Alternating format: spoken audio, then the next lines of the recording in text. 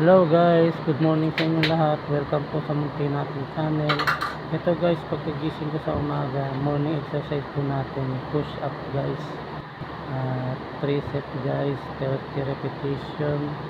Para po lang ito pampabuhay ng dugo guys. Tuwing umaga gawin yung daily routine po guys. Sa ganun maging healthy ang body natin guys. No need for the equipment guys.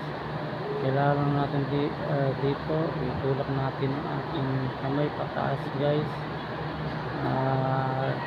Yan po ang ating bigat na po ang gagawin nating weights dyan guys, yung ating weights natin guys.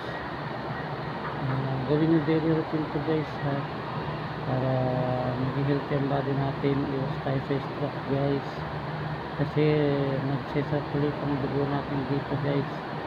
Matatanggal po yung mga bara-bara natin sa dugo guys. Gawin nyo lagi ito guys.